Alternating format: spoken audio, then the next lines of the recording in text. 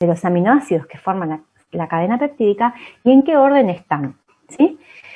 Típicamente lo que se hace es romper el péptido en fragmentos chicos, si es que se trata de un péptido muy grande, e identificarlos, ¿sí? Y determinar la secuencia como si fuera un rompecabezas. La importancia de la secuenciación radica principalmente en que podemos, a través de esto, conocer la estructura primaria de una cadena peptídica, lo que nos va a dar información inmediata acerca de lo que es su estructura tridimensional. Y ya estamos pensando no en péptidos chicos, sino en proteínas, ¿sí? Si yo conozco la estructura primaria, o sea, la secuencia de la proteína, puedo inferir cómo va a ser su estructura tridimensional y por lo tanto voy a tener idea acerca de su función, porque como ustedes saben la función de las proteínas está íntimamente relacionada a su forma tridimensional. También conocer la secuencia nos permite, por supuesto, saber cuándo ocurrió algún cambio o alteración en la secuencia, que es lo que llamamos una mutación, que, como bien sabemos, altera la función de la proteína, ¿sí? Basta un solo cambio en un aminoácido de una proteína para que pueda modificar su función y pierda la misma, digamos. Por otro lado, también nos permite conocer la secuencia clasificada de las proteínas que tienen funciones similares, ¿sí? Sobre todo cuando se quiere hacer filogenética, o sea, comparar la función de una determinada proteína entre especies, dentro, pues, entre miembros de una especie o entre miembros de distintas especies. Y eso a la larga permite establecer relaciones evolutivas, ¿no? De hecho, todo lo que es el desarrollo de las técnicas de secuenciación fue algo que arrancó primeramente por los requerimientos de estudios filogenéticos, más que nada. Bueno, nosotros vamos a ver algunos métodos, los más importantes, métodos de secuenciación de cadenas peptídicas, que podemos dividir en métodos químicos o métodos enzimáticos. ¿Cuál es la diferencia fundamental entre lo que es un método enzimático y un método químico? En general, los métodos enzimáticos o digestión enzimática van a producir mezclas de muchos péptidos, ¿sí? Entonces, en general, cuando uno hace métodos de secuenciación enzimático, obtiene mezclas muy variadas, lo que va a requerir que tengamos que hacer metodologías adicionales de purificación de esos péptidos que cortamos con las digestiones enzimáticas. Los métodos químicos son un poco más específicos, porque los métodos químicos apuntan a un determinado residuo o a un determinado enlace que en general no son tan repetitivos en las cadenas y generan mucha menor cantidad de péptido. Lo que sí es cierto es que no puedo hacer una secuenciación. La mayoría de los métodos, digamos, no me sirven para hacer una secuenciación completa solo con un método inventarios, ¿sí? Tengo que, pensando en lo que tengo que determinar, en general uno termina usando 2 o 3 de estos métodos para lograr la secuencia completa de una cadena peptídica. Entre los métodos químicos tenemos, bueno, lo que llamamos la hidrólisis parcial o total de la cadena peptídica, o sea, romper todas las uniones peptídicas de la cadena, eso sería una hidrólisis total, o romper algunas, es la hidrólisis parcial. Esto se logra en condiciones bastante drásticas, porque son enlaces amida, como ustedes saben, son súper estables los enlaces amida. Así que necesitamos tratar la cadena peptídica con ácido muy concentrado, con mucho calor. En general esto lleva bastantes horas de reacción hasta poder decir que uno ha roto todos los enlaces peptídicos de una determinada cadena. Pero si uno quiere conocer exactamente la cantidad de aminoácidos totales que hay, tiene que hacer una hidrólisis total, ¿sí? Así que con este método uno no solo determina cuántos hay, sino también quiénes son esos aminoácidos. Después están los otros dos métodos súper famosos, que son el método de Edman y el método de Sanger. Estos son métodos que sirven para determinar la identidad del aminoácido que está en el extremo amino terminal. Y ahora después vamos a ver por qué. Y después, químicamente, podemos tratar una cadena polipeptídica con el compuesto hidracina. Ahora vamos a ver también cómo es la reacción. Que me sirve este método para determinar del aminoácido que está en el otro extremo, en el extremo carboxiterminal. Dentro de los métodos enzimáticos tenemos dos grandes familias de enzimas, que son las exoproteasas, que van a romper enlaces peptídicos en aminoácidos terminales, ya sea amino como carboxiterminal, por eso se llaman exo, ¿sí? Exoproteasas, porque rompen esos enlaces peptídicos terminales. Por ejemplo, la que vamos a ver ahora, las carboxipeptidasas. Y después están las familias de las endoproteasas, que son las que rompen enlaces peptídicos dentro de la cadena peptídica, ¿sí? No por los aminoácidos terminales, sino por los del medio, con distinta selectividad según quién sea la enzima endoproteasa que se utilice. Estas endoproteasas son las que habitan principalmente en nuestro sistema digestivo, ¿sí? Para procesar los alimentos proteicos. Bueno, vamos a ver entonces el primero de los métodos enzimáticos, que es uno de los más utilizados, que nos sirve para determinar quién es el aminoácido que está en el extremo carboxiterminal y que utiliza estas enzimas que se llaman carboxipeptidasa. Hay varios tipos de carboxipeptidasas, ¿sí? Hay todo un catálogo de carboxipeptidasas, pero todas hacen lo mismo en el sentido en el que cortan el aminoácido, cortan el enlace peptídico del aminoácido que está en el extremo carboxiterminal. Que haya varias depende de que algunas son más eficientes o más específicas según quién sea ese aminoácido del extremo carboxiterminal, ¿sí? Tiene que ver con eso, con ajustar un poquito la especificidad respecto de quién es el último aminoácido o el aminoácido carboxiterminal y bueno, que la reacción sea más eficiente, ¿sí? ¿Qué hace la enzima entonces? Como cualquier enzima cataliza una reacción, en este caso cataliza la reacción de hidrólisis sobre el enlace peptídico. Como cualquier enzima, ustedes ya saben, opera sobre el enlace que va a romper en su sitio activo. ¿Está bien? ¿Y cómo hace eso? Establece interacciones en el sitio activo que van a anclar al péptido mientras se realiza la reacción por parte de otros componentes de la enzima en sitio activo. Esta que tenemos acá es una representación tridimensional de lo que sería la enzima, marcando el lugar donde sería el sitio activo de la enzima. Pero, y esto que tenemos acá, ¿sí? Esperen que voy a sacar los controles que no me dejan ver. Ahí está. Esto que tenemos acá es una representación súper ampliada de lo que sería el sitio activo de una carboxipeptidasa. Entonces, supongamos que tenemos este péptido que está acá, ¿sí? Que es glicina y tirosina, y que queremos saber cómo actúa la carboxipeptidasa sobre la ruptura de este enlace peptídico, ¿sí? Este es el enlace peptídico que va a romper, ya que este es el aminoácido carboxiterminal. ¿Está bien?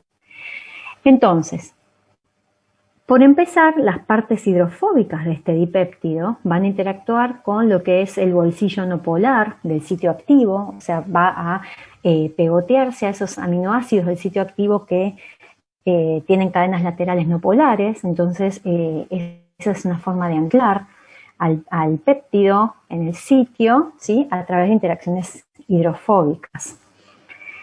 Luego, lo que va a pasar es que los otros actores importantes de este sitio activo son, por ejemplo, la arginina 145. Si ustedes ven este esquema que dice arginina 145, tirosina 248, glutámico 270, ¿entienden lo que es el número? No, profesor, no tengo idea. Bueno, esto es como una imagen ampliada del sitio activo. El número ¿Es la al lado... posición del aminoácido? Exactamente, exactamente. El número al lado de cada aminoácido, se van a cansar de ver estas imágenes ustedes, porque el número al lado de cada aminoácido es la posición del aminoácido en la cadena peptídica de la enzima. ¿sí? Esta enzima se conoce exactamente su secuencia, se conoce su estructura, entonces si empezamos a numerar los aminoácidos de la secuencia desde el extremo amino terminal, posición 1, 2, 3 y así, entonces en la posición 145 hay una arginina, en la posición 248 hay una tirosina, en la posición 270 hay un glutámico y así. ¿Sí? O sea, si yo extiendo la carboxipeptidasa, si la saco de su forma tridimensional y la extiendo como un hilito largo, entonces ahí veo la secuencia lineal de la proteína y puedo darle posición a cada aminoácido en la secuencia. Entonces, este numerito representa eso. ¿Está bien? Que se conoce exactamente quién es el aminoácido en la posición 145, en la posición 72, etc. ¿Sí? ¿Se aclaró eso? Sí. Bueno, entonces, en el sitio activo de la enzima, en ese lugarcito de la enzima donde entra el dipéptido como sustrato de hidrólisis, están operando estos aminoácidos, ¿sí? La arginina 145, ¿qué está haciendo acá? Está estabilizando al péptido a través de estas interacciones iónicas con este grupo protonado y el ácido desprotonado, ¿sí? Y a través de interacciones de enlace de hidrógeno entre este grupo amino y el oxígeno del carbonilo. Cuando yo digo que la proteína ancla a un sustrato en su sitio activo, me estoy refiriendo a eso, ¿sí? Que el sustrato, que en este caso es este dipéptido, establece interacciones con las cadenas laterales de los aminoácidos del sitio activo que lo dejan fijo ahí, listo, preparado para que ocurra la reacción. En este caso es una reacción de hidrólisis, en otro caso será una reacción de fosforilación, en otro caso será otro tipo de reacción. ¿Sí? Cualquier enzima que ustedes se imaginen que acelera una reacción química en un sistema biológico opera de este tipo. Mete el sustrato en su sitio activo, ¿sí? Lo tiene que dejar fijo de alguna manera, en alguna posición en particular, ¿sí? Para que pueda ocurrir la reacción que cataliza justamente. Es como que lo atrapa al sustrato en el sitio activo. ¿Se entendió hasta acá? Una pregunta, ¿lo atrapa con el bolsillo no polar o con los enlaces entre los aminoácidos, entre distintos aminoácidos? Con todo lo atrapa, con todo lo que pueda. Con todo lo que pueda. En el sitio activo se dan todas las interacciones posibles, las hidrofóbicas, las iónicas, las enlaces de hidrógeno, las dipolo-dipolo. Todas las interacciones intermoleculares químicas que ustedes conocen ocurren en los sitios activos de las enzimas. ¿Sí? Es la forma que tienen las enzimas para atrapar a sus sustratos. ¿Está bien? Sí, gracias. Entonces, una vez que la enzima, en este caso la carboxipeptidasa, atrapó a su sustrato, que es este dipéptido, tiene que ocurrir la reacción, que es el fin último, ¿sí?, de que la enzima esté trabajando, digamos. Entonces, ¿cómo ocurre la reacción en el sitio activo? Bueno, ocurre de la siguiente manera. Miren el esquema este de acá. Este glutámico, 270, este grupo ácido de la cadena lateral del glutámico, lo que hace es abstraer un protón del agua, ¿sí?, ya que es un medio biológico, hay agua por todos lados. El glutámico abstrae un protón del agua, generando un oxidrilo que va a atacar al carbonilo de la amida del enlace peptídico. ¿Sí? Fíjense que aparece un zinc acá. ¿Qué está haciendo el zinc? Que aparece acá también. La carboxipeptidasa en particular tiene un átomo de zinc 2+, un ion, ¿sí?, zinc 2+ en su sitio activo. O sea, es una metaloenzima. ¿Está bien? Como ustedes saben, muchas proteínas complejan metales con alguna finalidad. Las carboxipeptidasas son metaloenzimas que tienen zinc, cationes zinc en su sitio activo. ¿Qué está haciendo el zinc acá? Fíjense que estabiliza el oxígeno. Tiene una linita apuntada hacia el oxígeno del carbonilo, del enlace peptídico que queremos romper. Exactamente, no solo lo estabiliza, ¿sí?, sino que hace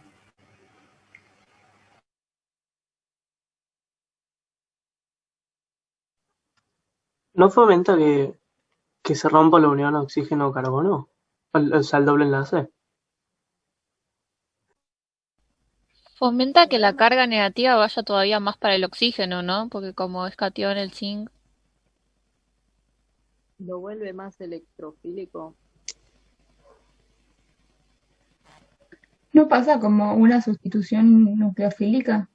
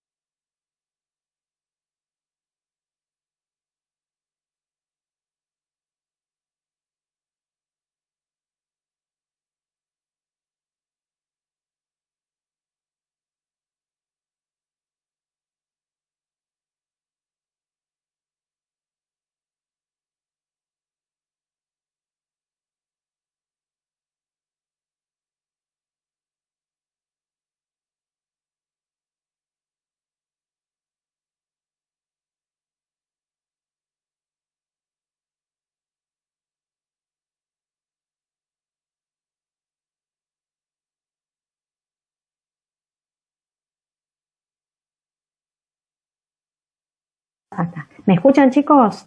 Me cortó otra vez. Sí, profe, ahí la escuchamos. Sí, ahora sí se Bueno, escucha. perdón. Me quedé, estamos viendo lo del zinc.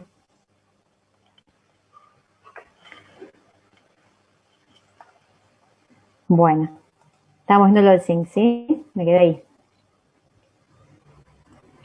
Bueno, decíamos entonces, alguien dijo por ahí que lo que pasaba era que el zinc estabilizaba el oxígeno, ¿sí?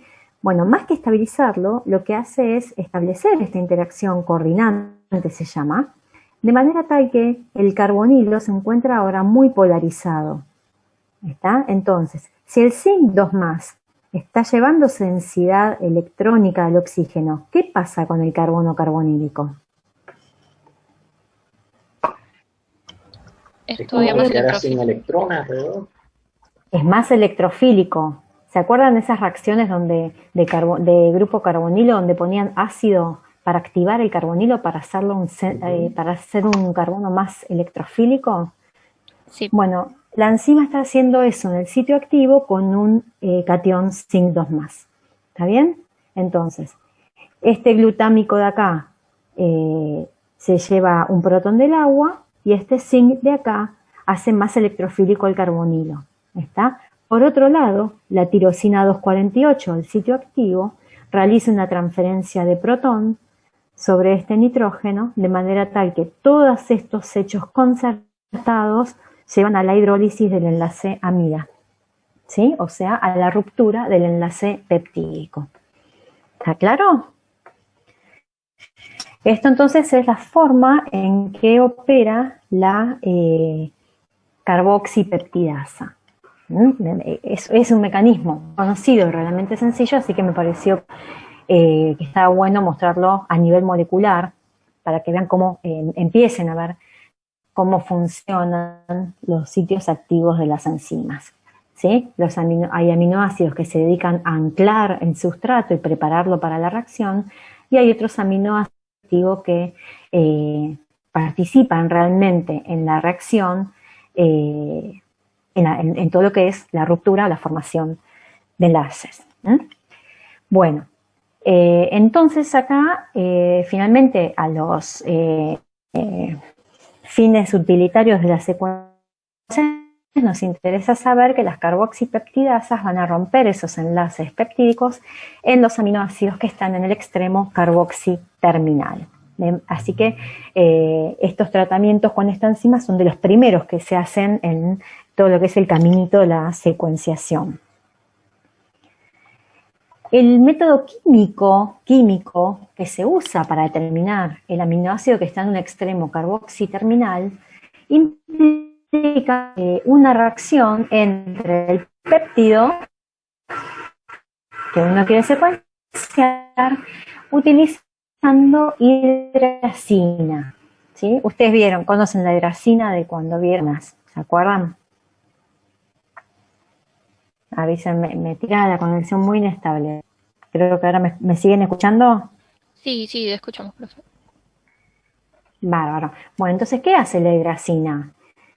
La hidracina es un nucleófilo, ya que tiene grupos amino, ¿sí? Con el par de electrones libres de nitrógeno. La hidracina lo que hace entonces es una adición nucleofílica al carbonilo del aminoácido, ¿sí? Del enlace peptídico, el primer enlace peptídico desde el extremo carboxiterminal.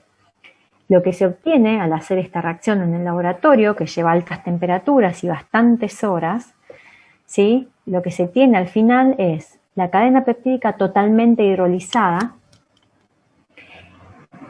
y como producto se obtienen el aminoácido del extremo carboxiterminal libre, o sea, podemos conocer exactamente qué aminoácido es, ya que todos los aminoácidos del resto de la cadena que aparecen hidrolizados no aparecen libres, sino como los derivados aminoacil hidracidas, ¿sí? Que son este tipo de grupo funcional que aparece acá.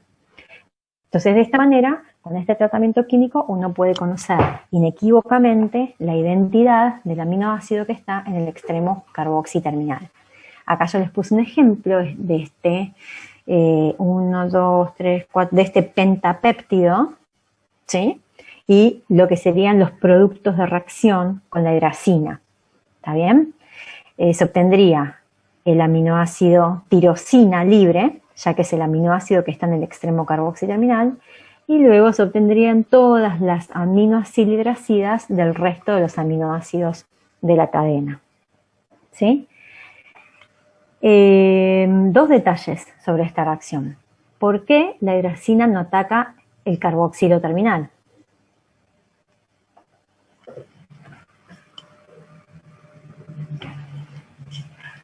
A ver si escucho propuestas. ¿No está lo suficientemente activado el carbonilo? Claro. De hecho está desactivado, ¿sí? Es un grupo carboxilato. No sé si se acuerdan cuando vieron derivados de ácido, si yo tengo el carboxilato, o sea, directamente el anión, la electrofilicidad de este carbono carbonílico es malísima, ¿sí? Imagínense, tengo un oxígeno cargado acá, tirándole densidad electronegativa y por lo tanto baja mucho su electrofilicidad, así que no es reactivo frente a la hidracina como nucleófilo. Y la otra pregunta es, ¿por qué ataca este enlace peptídico y no otro enlace peptídico a lo largo de la cadena?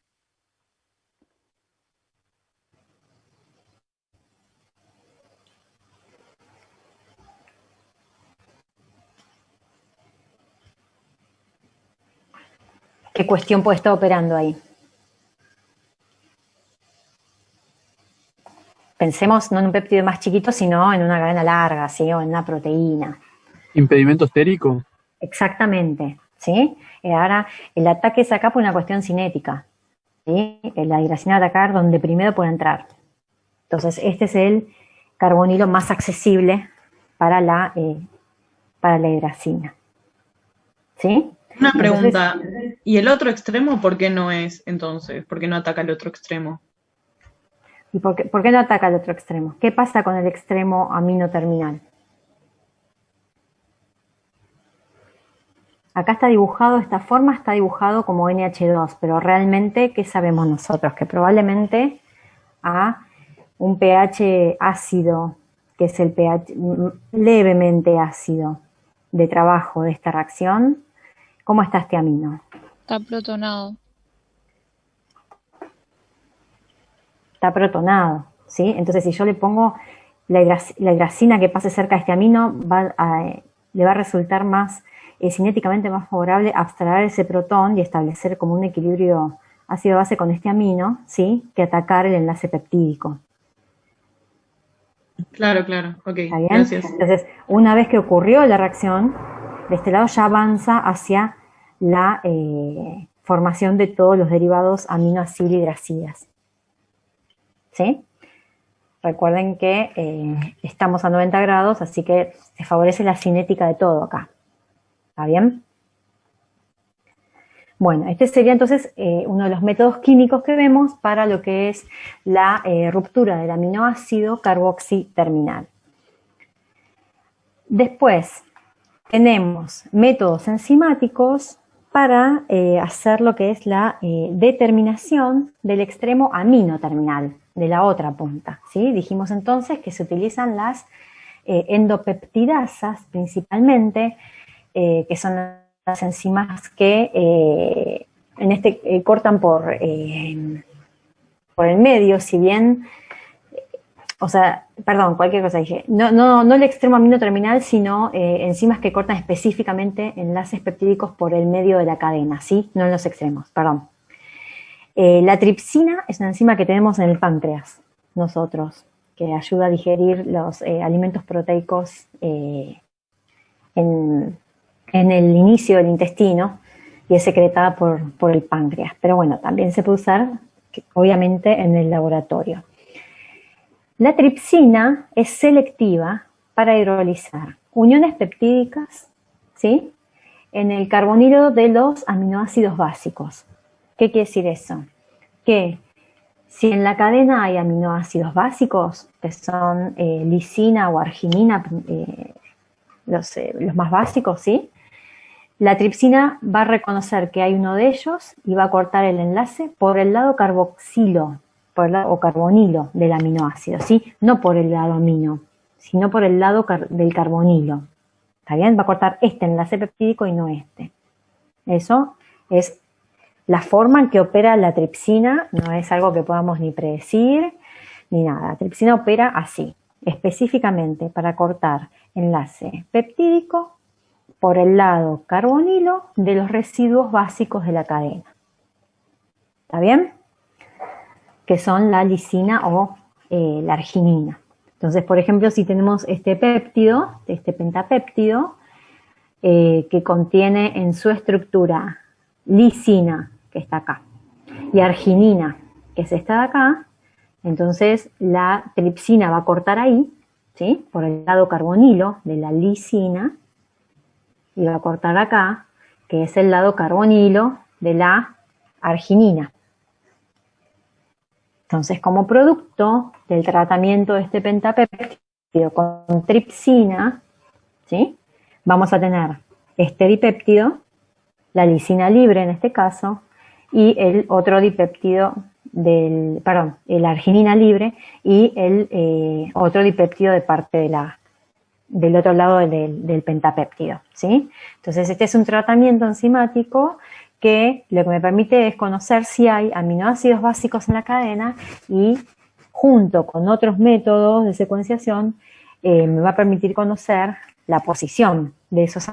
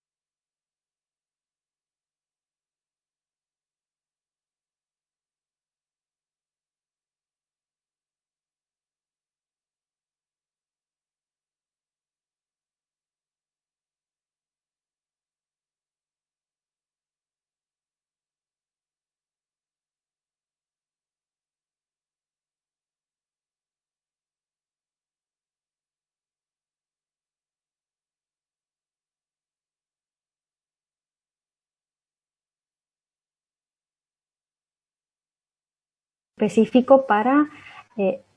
¿está grabando esto? Ahora no. No, acá. Ahora sí, ¿no? Sí, está grabando. Decimos entonces, bueno, Quiere una enzima específica para cortar enlaces peptídicos allí donde haya aminoácidos aromáticos y que corta por el lado del carbonilo. Sí, eso es importante porque no da lo mismo. Entonces, por ejemplo, en este pentapéptido que yo les puse acá, el producto de reacción del tratamiento del péptido con la quimiotripsina va a ser, por la ruptura acá, me va a dar tirosina suelta, ¿sí? Por la ruptura acá, al lado de la fenilalanina, me va a dar la metionina suelta. Y después me va a quedar el tripéptido del medio, que tendré que aplicar otro método para saber qué secuencia tiene. Bueno. Profe, igual creo que nos quedamos en la diapositiva pasada, en la anterior a la que estabas dando. ¿Esta? No, en la anterior, en esa, sí. Justo habías Es la terminado que- de dar esa. Ah, bueno, esta quedó claro, que es la tripsina es la que corta en el lado carbonilo de los aminoácidos básicos. ¿Sí? La quimiotripsina corta en el lado carbonilo de los aminoácidos aromáticos, que son la fenilalanina, la tirosina y el triptofano.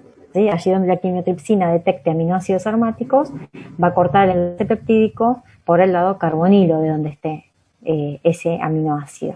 ¿Sí? Así que tiene esta especificidad, la quimiotripsina, que nosotros la tenemos a nivel de duodeno, ¿sí? Para digerir los alimentos proteicos. ¿Quedó claro esto? No se asusten por los nombres porque claramente si se confunden tripsina, quimiotripsina pueden preguntar eso, ¿sí? En un examen. Nadie pretende que... Sí que sepan por dónde corta, ¿está bien? La era esta de la secuenciación más sofisticada, con métodos más sofisticados, comienza con este señor, que es Frederick Sanger, que es un bioquímico británico, por el cual le dieron 2 premios Nobel de Química en el año 1958, justamente por haber desarrollado este método de secuenciación, que vamos a ver ahora. Y luego le dieron otro Nobel de Química en 1980 porque adaptó este método o le sirvió este método para crear las bases de todo lo que es los métodos de secuenciación de ADN, ¿sí? De oligonucleótidos. Así que se dedicó fuertemente este señor a desarrollar métodos químicos para lograr la secuencia, ¿sí? Los años 50 fueron la era de la biología total, entre el descubrimiento de la estructura de ADN, seguido de los métodos de secuenciación, ¿sí? Que culmina en todo lo que es la descripción de un genoma completo. Se dio todo en esos años, las investigaciones estallaron en esos años alrededor de este tema, tan importante que explotó. Así que Sanger se le ocurrió que podía hacer química sobre las cadenas peptídicas y podía hacer química selectiva, ¿sí? Él pensó que se hacía reaccionar este compuesto, que es el 2,4 de con un grupo amino, el grupo amino terminal de la cadena polipeptídica, el aminoácido que estaba en esa posición. ¿Me escuchan? Se está cortando un poco, profe, pero no sé. Se está cortando un poco. ¿Se escuchó? Bueno, lo que dije entonces es que a Sanger se le ocurrió hacer reaccionar este compuesto, que es el 2,4-dinitrofluorbenceno, con los grupos amino de las terminales de las cadenas polipeptídicas. Entonces él pensó, bueno, este compuesto va a reaccionar con este grupo amino a través de una reacción que se llama sustitución nucleofílica aromática, ¿sí? Que no es otra cosa que el ataque nucleofílico del grupo amino sobre este carbono aromático, sustituyendo el flúor por el grupo amino y generándose este enlace. ¿Sí? Nosotros no vimos esta reacción en este curso, pero fácilmente ustedes con lo que ya saben pueden entender lo que pasa acá. ¿Sí? El amino es el nucleófilo que ataca este carbono aromático, que es un carbono bastante electropositivo en este caso, al tener un enlace con el flúor es muy electronegativo, así que se está llevando mucha densidad electrónica de este carbono, favorece el ataque nucleofílico por parte de este amino, ¿sí? Además, los grupos nitro en el anillo aromático son fuertemente atractores de electrones y también entonces bajan mucho la densidad electrónica sobre este carbono, que es el que sufre el ataque nucleofílico del amino de la cadena polipeptídica. Entonces, esta reacción se llama sustitución porque sustituyo el flúor por el grupo amino, ¿sí? Nucleofílica porque se desencadena por el ataque nucleofílico del grupo amino, y aromática porque ocurre sobre un sustrato aromático, ¿sí? Entonces se pierde flúor y queda enlazado, entonces queda marcado el grupo amino terminal con el grupo dinitrobenceno.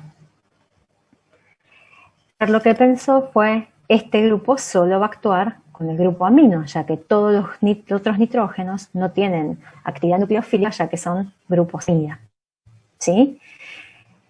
Entonces, el método consiste en lo siguiente: hacer esta reacción, hacer la reacción sobre el grupo amino terminal y luego, como segundo paso del método, realizar una hidrólisis total de todos los enlaces peptídicos de la cadena, de manera tal de obtener todos los aminoácidos separados.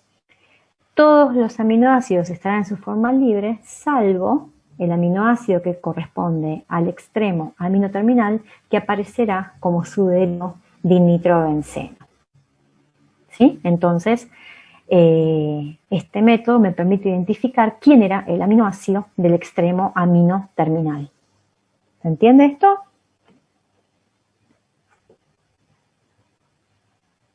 ¿Alguien no lo entiende? Bueno,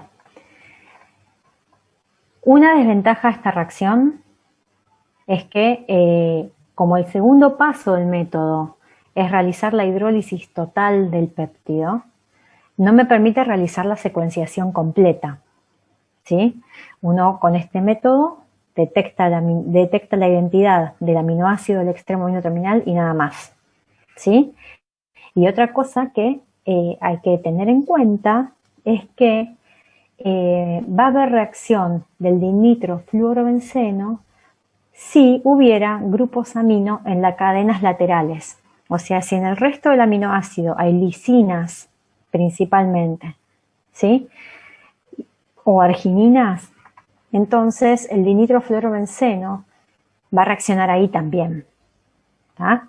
No molesta mucho eso. ¿Por qué? Porque después se puede identificar si el dinitrofluorobenceno está unido al nitrógeno de la cadena lateral o no. Así que eso no es una molestia en cuanto a la identificación, no mete ruido en lo que es la identificación del aminoácido del extremo amino terminal. Pero hay que tenerlo en cuenta, ¿sí? Sobre todo cuando uno trabaja con datos y va a hacer una elucidación. Bueno, ¿se entiende esto? El método de Sanger es una reacción muy sencilla, ¿sí? Acá yo les pongo un ejemplo. Por ejemplo, si tienen este péptido de acá y lo tratamos con el reactivo de Sanger, con 2,4-dinitrofluorobenceno, esta es la forma en que se lo van a encontrar en la guía de problemas, la forma más química, ¿sí? 2,4-dinitrofluorobenceno. Entonces, fíjense, este péptido tiene... Otra vez me pone que la conexión es inestable. ¿Me siguen escuchando? Sí, se sigue escuchando. Bueno, entonces, en este péptido, ¿cuáles son los sitios de unión del 2,4-dinitrofluorobenceno? El amino terminal, y ojo que en este péptido hay lisina, así que se va a pegotear acá, y hay arginina, así que también se puede pegotear por acá, ¿sí? Yo no lo marqué acá. No, me olvidé de marcarlo. No olvidé marcarlo, miren. Bueno, agréguenlo, márquenlo por acá, que tiene que estar enganchado el 2,4-dinitrofluorobenceno.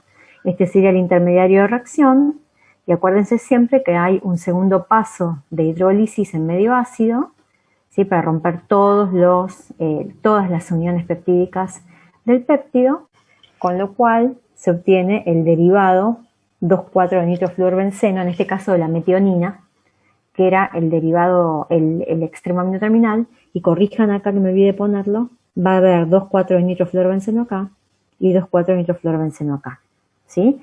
Pero repito, a fines de lo que es la utilidad del método, identificar quién es el de la punta amino, que haya derivados dinitrofluorobenceno de cadenas laterales no importa, porque yo en el análisis estructural voy a poder identificar que fueron derivados acá, mientras que los aminoácidos van a estar libres, ¿sí? Porque estaban comprometidos en las uniones peptídicas. Bueno, entonces tengo que corregir. El otro método de determinación química de extremo amino terminal es el que se usa hoy en día, ¿sí?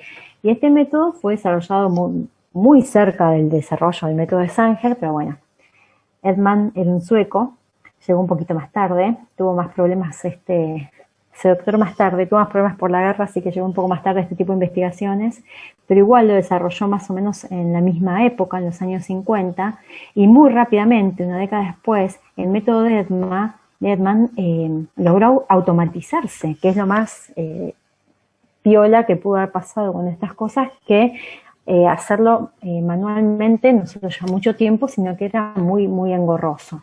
Porque ustedes tienen que sumar, a los pasos de reacción, tienen que sumar todo lo que es la parte de la purificación de los productos de esas reacciones, que a veces con un solo método no alcanza, a veces hay que hacer 2 métodos de purificación y de identificación. Entonces, el golazo de la degradación de Edman es que se puede automatizar. Hoy en día se pone el péptido en la máquina y se ponen los reactivos y está completamente automatizado hasta la detección. El método Edman consiste en lo siguiente. Consiste en hacer reaccionar al péptido, del cual quiero determinar quién es el extremo amino terminal, con este reactivo que se llama fenil-isotiocianato. ¿Sí? Este es un grupo funcional que no vimos en este curso, pero bueno, se llama isotiocianato, ¿sí? Que también tiene, como en el otro caso, el nitrofluorobenceno, ese carbono aromático, es un carbono muy electrofílico, ¿sí? Está unido a nitrógeno, está unido a azufre, ambos más electronegativos que él, y por lo tanto este carbono es un centro electrofílico. Por lo tanto, la idea es la misma. En presencia de un nucleófilo, como es el grupo amino, a través del par de electrones libres de nitrógeno, se produce un ataque nucleofílico sobre este carbono y se forma este derivado sobre el péptido, que es una tiourea. ¿Sí? Como acá hay azufre en vez de oxígeno, es una tiourea. ¿Está bien? Eso es el primer paso de la reacción. Segundo paso de la reacción es calentar con un poquito de catálisis ácida, ¿sí? Y lo que ocurre en este paso son una serie de reordenamientos internos, intramoleculares, dentro de este derivado, ¿sí? De manera que se termina hidrolizando entonces el enlace peptídico entre, este de acá, el enlace peptídico entre el amino del extremo amino y el resto de la cadena peptídica. Finalmente, después de todo esto, lo que se obtiene es el péptido original sin el aminoácido de la punta amino, ¿sí? O sea, la cadena en este método, a diferencia del método de Sanger, la cadena peptídica queda intacta, solo le corté el aminoácido del extremo amino terminal, y el extremo amino terminal aparece formando un aducto, ¿sí? Que es de este tipo, un aducto cíclico, que tiene el nombre especial de feniltiohidantoína. ¿Sí? Nadie les va a pedir que escriban la reacción de memoria, capaz en algún ejercicio está que escriban la reacción una vez, bueno, pero no es que se tienen que saber todo el mecanismo de la reacción, ¿sí? Simplemente saber cuál es el reactivo que se usa y lo que se obtiene, ¿no? Que es principalmente el aminoácido del extremo amino derivatizado como fenilhidantoína y el resto de la cadena intacta. Entonces, a diferencia del método de Sanger, como en el método de Edman se obtiene la cadena intacta, solo le corté el del amino terminal, puedo repetir el método sobre el péptido que me quedó de manera tal de lograr la secuencia completa. ¿Lo ven? Entonces, uno pone su péptido original, lo trata con el fenilisotiocianato, obtiene el derivado tiourea en el extremo amino terminal, en este caso es el aminoácido K, creo que es la lisina, no me acuerdo de las letras, la verdad, pero me parece que acá es la lisina. Es este paso de acá, ¿está bien? Luego hay lo que acá aparece como escisión ácida, que es este paso de calor y medio ácido. Entonces se corta el aminoácido marcado y se obtiene, se identifica el aminoácido que se soltó primero derivado como fenilalantoína y queda la cadena intacta. Entonces acá entra en otro ciclo de la degradación de Edman. Por eso se llama degradación, porque en este método uno puede secuenciar no solo conocer el extremo amino terminal, sino conocer la secuencia completa, porque es una reacción que se puede controlar de manera tal que se haga aminoácido a aminoácido, ¿sí? Entonces se dan tantos ciclos como uno quiera para lograr secuenciar todo el péptido y encima se hace de forma automatizada. ¿Se entendió lo de que se puede secuenciar el péptido completo? ¿Sí? ¿No? Sí, sí. Sí, se entiende. Bien. Ustedes me paran cualquier cosa, porque a veces voy medio rápido. La degradación de Edman me permite secuenciar cadenas pépticas de hasta 50 aminoácidos. Más no, más empieza a hacer lío. Empiezan a aparecer errores. Entonces, si yo tengo cadenas de más de 50 aminoácidos, ¿sí? Como son grandes proteínas, uno lo que primero hace es desnaturalizar la proteína y romper la proteína en distintos péptidos chicos de 50 aminoácidos y secuenciar todos los péptidos, de manera tal que después uno tiene secuencias que al solapar permiten armar la secuencia completa, ¿sí? O sea, uno lo que puede ir haciendo con proteínas grandes es patrones de ruptura para después reconstruir la secuencia global, solapando, digamos, secuencias parciales. Así que bueno, este es otro ejemplo que les puse acá, entonces, de lo que sería los productos de reacción de la degradación de Edman, ¿sí? Para este aminoácido, este péptido grande, perdón. El primer ciclo me va a dar el derivado fenilidantoína de la metionina, que es el extremo amino terminal. Si hago un segundo ciclo, voy a llegar a el extremo al aspartico, ¿sí? El derivado fenilidantoína del aspartico, que luego el primer ciclo es el nuevo amino terminal, y así puedo seguir secuenciando entonces todo este péptido con la degradación de Edman hasta tener la secuencia completa. Bueno, siempre tener la estructura está buena para ver mejor cómo van las reacciones. Acá les quería mencionar simplemente otras endopeptidasas que pueden encontrar por ahí, ¿sí? Las más comunes hay un montón. Por ejemplo, la pepsina. La pepsina la tenemos nosotros en el estómago y es específica para cortar por el lado amino ahora, no por el lado carbonilo de aminoácidos aromáticos. Principalmente lo que pasa es que en realidad, o sea, si la pepsina ve aminoácidos aromáticos, corta por ahí rápidamente, pero después se vuelve medio inespecífica y corta en cualquier lado. Así que no tiene mucha utilidad en el laboratorio. Como está en el estómago, es una enzima que está activa a pH 2, a pH 7 no funciona la enzima. Otra endopeptidasa que también aparece mucho en varios protocolos de degradación de proteínas es la B8, que es de origen bacteriano, corta por el lado carboxilo aminoácidos ácidos. Otra es la papaína, capaz la oyeron nombrar por ahí. La papaína se aísla de la papaya. Es específica para cortar por el lado carboxilo de estos aminoácidos que aparecen acá, ¿sí? Fíjense que es muy variable, digamos, corta desde arginina, glicina, glutámico.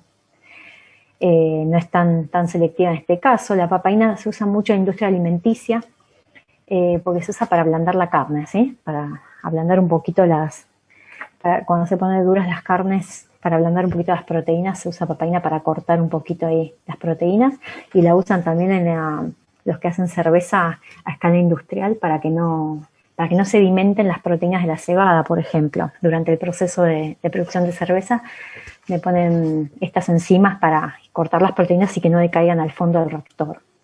Y acá les puse otros tratamientos químicos específicos para cortar enlaces peptídicos, por si también se los encuentra por algún lado, para que los tengan vistos. Nosotros vamos a ejercitar más el tema con el método de la hidracina y bueno, aunque sepan bien la degradación de Edman y la de Sanger como métodos químicos estamos bien, pero bueno, existen otros más. Siempre, bueno, esto va progresando de acuerdo a las necesidades de la gente de secuenciar distintos tipos de cosas de forma más o menos específica, ¿sí? Bueno, sí. Una cosa, como pregunta para cerrar. Sí. Si uno quiere, si uno tiene una proteína y desconoce completamente cuál es su secuencia aminoácidica, ¿cómo decide qué método utilizar? No, probablemente hagas la degradación de Edman, porque es la que está automatizada y pagás para hacerla, o sea, hay empresas que se dedican a eso. Okay. Lo que haces es cortar, es hacer lo que está en este esquema de acá. Vas cortando aleatoriamente, ¿sí? Si es muy grande la tenés que cortar porque, por ejemplo, para hacer Edman no puede tener más de 50 aminoácidos, porque si no te va a dar errores. Entonces vos lo que haces es cortar aleatoriamente, ¿sí? O no aleatoriamente, por ejemplo. Tratás con tripsina, entonces la tripsina te va a cortar acá y te va a dar este péptido. Y este péptido, ¿sí? Y agarras este péptido y lo secuencias por Edman. Entonces sabes que este tetrapéptido es treonina, fenilalanina, valina, lisina. Y que esta otra parte es alanina, alanina, triptofano, glicina, lisina, ¿sí? Estos son péptidos trípticos porque cortaste con tripsina. Después agarras otra muestra de tu péptido y cortas con quimiotripsina. Entonces esa parte te va a cortar acá y acá. Entonces vos vas cortando y vas secuenciando tus cachitos. Y después lo que haces es solaparlos. ¿Sí? Claro, sí, o sea, me voy a una idea de... No lo haces vos, probablemente lo hace una computadora. Vos le metés los datos y te arma la secuencia en base a los pedazos que vos tenés secuenciados. Claro. ¿Sí? Entonces, por eso les decía, no es que hay un solo método. O sea, si tenés un péptido cortito, de menos de 50, con Edman ya estás. Porque te lo empieza a cortar desde el extremo amino y te da toda la secuencia en orden. Si tenés, como es la mayoría de las veces, son proteínas, ¿sí?, más grandes, bueno, ya tenés que empezar a hacerlo por partes. Y después vas solapando tus pedacitos hasta lograr la secuencia completa. ¿Sí? Sí. Además de los métodos que vimos, que son los métodos, digamos, químicos, ya sean y enzimáticos para cortar enlace, acompañado a estos métodos están todos los otros métodos analíticos. ¿Sí? Porque uno va cortando y secuenciando y tiene que identificar qué aminoácido es. ¿Está bien? Entonces estos son métodos más que vienen de la química, que son los métodos analíticos de identificación, que no, bueno, algunos los van a ver como la electroforesis, los van a ver mejor en materias como biología molecular, cálculo, ya habrán visto, o en química biológica, y los otros los vamos a ver más en profundidad cuando hagamos la parte de laboratorio. ¿Sí? Más como es de identificación, la parte analítica, ¿no?, del tema. Bueno. Pero, sí. Perdón, a mí me quedó una duda. Sí. Con esto de Edman, que se va cortando así con N ciclos, cada vez que se hace un corte, ese aminoácido que queda es como que se detecta cuál es por absorbancia, midiendo absorbancia. Por algún método, depende cómo esté automatizado. ¿Sí? O sea, eso lo hace como, digamos, uno lo pone ahí y eso ya está programado, digamos. Totalmente. Vos pones tu péptido, pones tu frasquito con fenilisotiocianato, tu frasquito con ácido, ¿sí?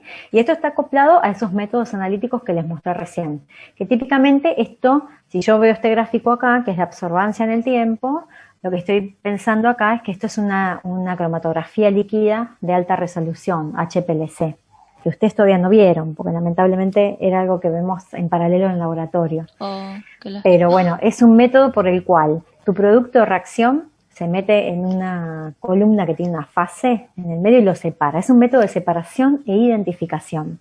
¿Sí? Entonces imagínate que la reacción ocurre y tú aminoácido marcado acá, como fenilidantoína, se metió en este equipo analítico, ¿sí? Que sabe que si el aminoácido derivatizado como fenilidantoína sale a este tiempo, entonces es K. K sale a este tiempo, P sale a este tiempo. Entonces, uno tiene una colección de 20 frasquitos de los aminoácidos derivados como fenilidantoína, que son los patrones. Claro. Entonces, y ahí se separa ese solo, digamos, la otra cadena queda ahí. Claro, ¿no? queda ahí. Sí. Okay. Sí. Adentro del aparato exactamente no sé cómo hacen. Me imagino. Sí. Una vez vi uno, pero medio de deben afuera. ser bastante complejos. Porque, sí, son medio, porque tienen acoplados los métodos de separación y análisis. Entonces, si vos lo abrís, yo creo que son como si fuera cadenas de rollos de columnas capilares, como si fueran columnas muy finitas, ¿sí? Por donde circula la muestra. Y además me imagino que según la empresa debe haber distintos tipos de configuración, ¿sí? Eso es más, la verdad no te puedo decir mucho ahí qué pasa adentro. No, sí, gracias. Era más o menos para tener una idea. Para tener una idea, sí. Bueno, pero busca algo, seguramente si buscas en YouTube algún video de cómo funcionan bien por adentro de la ver. Después te busco. Gracias. A ver si encuentro algo. Bueno, este ya lo vimos. Lo que quería hacer al final era un ejemplo, ¿sí? O sea, es un ejemplo que es el problema 10 de la guía de nuestra guía de trabajos prácticos de aminoácidos. Bueno, típico problema para resolver la secuencia, ¿sí? Porque soy pobre y no tengo Edman, así que tengo que hacer todo esto. Entonces, yo tengo un heptapéptido, ¿sí? Que tengo que averiguar su secuencia, del cual hice la hidrólisis completa, esa que hacemos en clorhídrico 6 molar con mucho calor. Identifico los productos de la hidrólisis completa por alguno de estos métodos de cromatografía de alta resolución, ¿sí? Identifico quiénes son los aminoácidos del heptapéptido y obtengo que tengo 2 alaninas, un glutámico, una leucina, una lisina, fenilalanina y valina. O sea, yo ya sé qué aminoácidos tengo, lo que no sé es cómo están enganchados entre sí. Entonces, tengo que hacer toda esta serie de tratamientos, de los cuales voy obteniendo datos, como hacíamos con los azúcares, para armar la estructura. Estaba viendo si estaba grabando. Bien. Entonces, el primer tratamiento del péptido que se hizo con 2,4 de nitrofluorobenceno, ¿sí? La reacción de Sanger, seguido de hidrólisis parcial. Ojo con este dato, o sea, yo agarré el heptapéptido, le hice reaccionar con 2,4 nitrofluorobenceno, después hice una hidrólisis parcial, ¿sí? O sea que lo calenté con clorhídrico, pero no mucho, no como para que se me rompa todo, sino en cachos. Este tratamiento produjo, entre otros compuestos, epsilon 2,4 de nitrofenilicina y un dipéptido dinitrofenil valina leucina, ¿sí? Es decir, epsilon N, 2,4 de nitrofenilicina. Epsilon N, ¿se acuerdan que yo les dije que el nitrógeno de la cadena lateral de la lisina lo podíamos encontrar como que era el nitrógeno epsilon? Bueno, es eso, ¿sí? Este epsilon nitrógeno se refiere al grupo amino de la cadena lateral de la lisina. Entonces, después hicimos estos otros tratamientos. Hidrolizamos el heptapéptido con carboxipeptidasa, ¿sí? Y produjo una alta concentración inicial de alanina, seguido de un aumento de la concentración de glutámico. Y acá me aparece una cosa que me olvidé decirles cuando vimos el método de la carboxipeptidasa. Carboxipeptidasa va a cortar el aminoácido del extremo carboxi terminal, ¿sí? Lo va a alargar, el resto de la cadena va a quedar intacta. Entonces la carboxipeptidasa puede seguir actuando sobre la cadena, ¿sí? Entonces alguien me puede decir por qué la carboxipeptidasa no me sirve para hacer una secuenciación completa, porque se parece en principio bastante al método de Edman, solo que desde el otro lado. ¿Se entiende lo que digo? Yo corto el primero con la carboxipeptidasa, corto el extremo carboxi terminal. ¿Por qué no corta el segundo? Lo identifico, corta el tercero, porque voy generando nuevos extremos carboxi terminal, ¿sí? De hecho, la enzima va cortando, porque la enzima, después de cortar el primero, sigue actuando. ¿está bien? Lo que pasa es que se hace un poco difícil de controlar, en ese caso, la enzima. Y además puede llegar a cambiar la velocidad de corte dependiendo quién sea el segundo, el tercer aminoácido.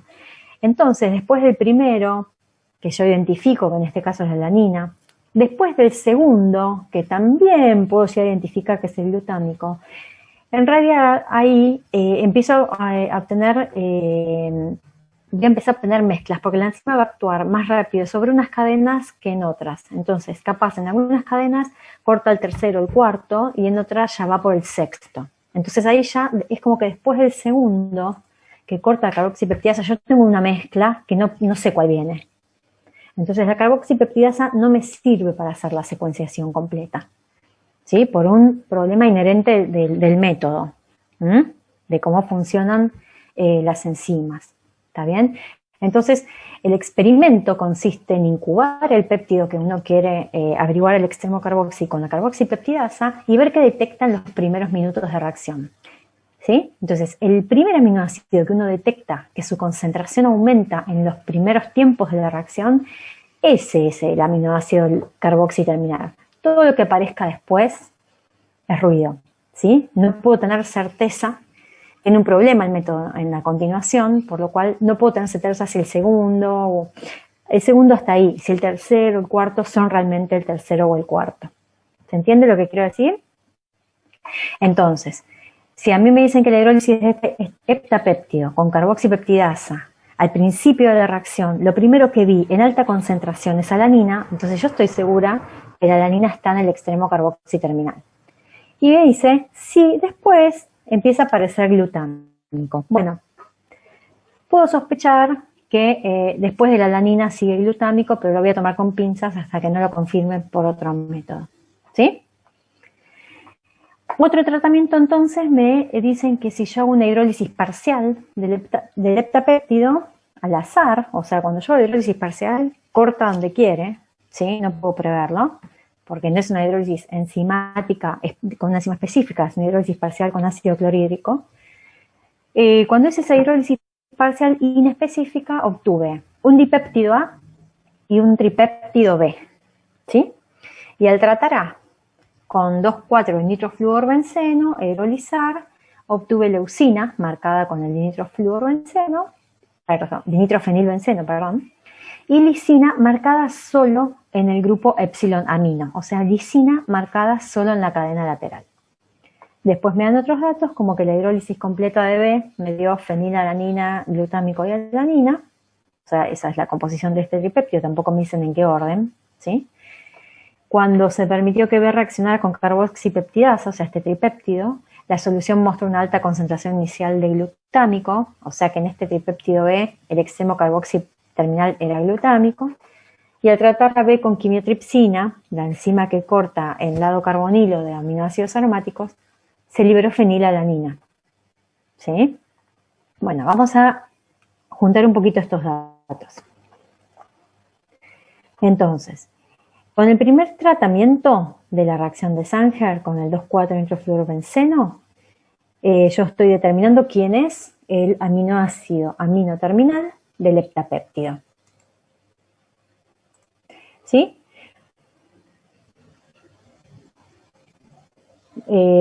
Ojo que el tratamiento después fue seguido de hidrólisis parcial, ¿sí? Y los productos fueron el dipéptido valina-leucina marcado en la valina, ¿sí? Me está indicando que la valina es el aminoácido del extremo amino.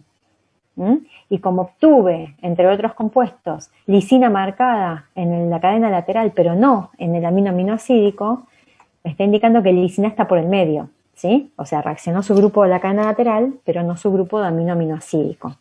Entonces puedo empezar a escribir la secuencia del tetrapéptido. ¿Está bien? Sé que la valina es el extremo amino terminal, que está enganchada a leucina, porque obtuve este dipéptido por hidrólisis parcial. Entonces ahora me falta seguir completando el caminito. Cuando quise determinar el extremo carboxilo terminal, entonces pude ver que alanina está en ese extremo y que le sigue glutámico. Entonces yo con este dato empiezo a escribir la secuencia desde el otro lado. ¿Sí? Pongo la alanina en el extremo carboxiterminal porque es lo primero que apareció en alta concentración cuando traté el péptido con carboxipeptidasa. Y pongo glutámico a continuación, en este sentido de lectura, porque me dicen que después la alanina, bueno, apareció glutámico. Si no me van siguiendo, me paran. Luego tenía el dato de que A es un dipéptido, ¿sí? Y yo estoy diciendo acá que A es el dipéptido leucina-lisina. ¿Por qué? Porque es el dipéptido, porque A es leucina y lisina, el dipéptido leucina-lisina. Porque cuando traté A con 2,4-dinitrofenilbenceno, ¿sí? Lo hidrolicé, obtuve la leucina marcada y lisina marcada en el grupo épsilon. Así que la secuencia tiene que ser esta. Como leucina, yo ya sabía que estaba enganchada a la valina y tengo una leucina y una valina, entonces ya puedo seguir escribiendo la secuencia desde este extremo, desde el extremo amino. Luego sé que B, que es un tripéptido de la hidrólisis parcial, sé que es el tripéptido fenilalanina, alanina, glutámico. ¿Sí? ¿Por qué? Porque cuando lo hidrolicé B me produjo esos 3 aminoácidos. Cuando hice el tratamiento de B con carboxipeptidasa me dio glutámico como extremo carboxiterminal. Y que cuando traté B con quimiotripsina se liberó fenilalanina. ¿Está bien? Entonces ese es el dato que me dice que la alanina está en el medio, porque si no hubiera sido así, cuando hubiera tratado con quimiotripsina, no se me hubiera podido liberar solamente fenilalanina. Entonces, acá armé otra parte de la secuencia. Sé que tengo fenilalanina, alanina y glutámico. ¿Está bien? Por otro lado, yo sabía que el glutámico había llegado hasta acá con la secuencia. Por lo tanto, puedo agregar esto a esta secuencia, ¿sí? Y ya casi lo tengo. ¿Está bien? Tengo por un lado este cacho del péptido, por otro lado este cacho del péptido, así que solo me queda engancharlos entre la lisina y la fenilalanina. Y de esta manera yo lo secuencié. Y yo puedo, en este tipo de problemas, puedo hacer lo que les decía que podían hacer en los problemas de carbohidratos, ¿sí? Pueden autocorregirse, porque la estructura, o en este caso la secuencia que ustedes proponen, tiene que cumplir todos los tratamientos especificados, ¿sí? Para su determinación. ¿Está claro? Entonces, una vez que ustedes llegan a una secuencia propuesta, se fijan que cumpla con todos los tratamientos que aparecen en el ejercicio. ¿Entendió más o menos? Estos son parecidos a los de hidratos, ¿sí? Un poco más fáciles en estructura, porque es armar enlaces peptídicos, pero bueno, hay que ir sabiendo más o menos lo que hace cada tratamiento. ¿Está bien? Bueno, voy a compartirles ahora. Vamos a empezar un poquito con la parte de estructura secundaria. Con eso medio que terminamos lo de péptidos, ¿sí? Ya tienen en el campus que colgué hoy, tienen en la parte de material de teóricas, tienen el quiz del tema de aminoácidos y proteínas, y en la parte de problemas tienen los videos de los problemas 3, 5 y 9 de la guía de aminoácidos, ¿sí? Eso ya está en el campus. Bueno, vamos a empezar entonces con lo que es la parte de estructura, ¿sí? De las proteínas. Dejamos un poquito por ahora las reacciones de péptidos y aminoácidos. Ustedes saben ya a esta altura que las proteínas son de las moléculas orgánicas junto con los azúcares más abundantes que hay en los seres vivos, ¿sí? En los sistemas vivos, ¿sí? Y que son mucho, pero mucho más diversas en todo lo que es estructura y función que otra clase de macromoléculas como pueden ser los lípidos o los ácidos nucleicos u otros carbohidratos. Hay miles de proteínas en las células y cada una tiene una función única, ¿sí? Y función, como dijimos hace un ratito, depende mucho de su estructura, lo que a su vez depende de cómo se compone su cadena aminoácidica.